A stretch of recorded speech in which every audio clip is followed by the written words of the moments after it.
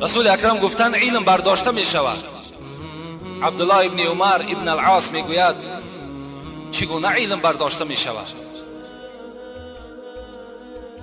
رسول الله گفتند لا يقبض العلم انتزاعا ينتزع من العباد.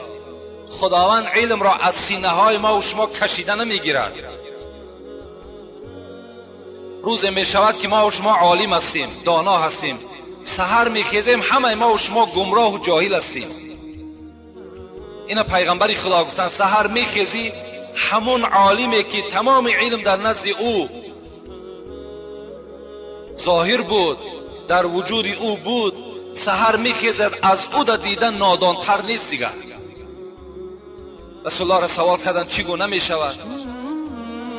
گفتند خداوند علم را از سینه های شما کشیده نمیگیرد، بل یقبض العلم بقبض العلماء، بلکه علم را چنان میگیرد که عالم ها را همه را هلاک میکند. همه عالم ها از بین شما برداشته میشوند، آنها به مرگ الهی از دنیا میگذرند. مادامی که عالم در بین مردم که نمان، مردم چی میشود؟ چی میشود؟ اتخذ الناس رؤوسا جهالا، مردم جاهل ها را گفت پیغمبر خدا پیشوای خود میسازند. امام های خود و پیشواهای خود آدم های جاهل میشوند.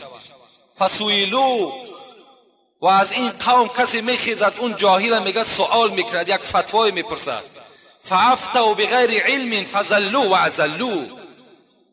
اون جاهل در حال یک سوالت یک جواب نادانانه میدهد که اون جواب نه در قرآن است در احادیث است. رسول الله گفتن فضلوا واضلوا. اون شخص که خود جاهل است لیکن این مردم هم جاهل میگرداند. زمانی میشود اینها هم پیدا میشده است. این هم اشیاء است، این هم از اشراط ساعت است. امروز همون جاهلای ما و شما، بعضی از جاهلها در ما و شما پیشوا هستند.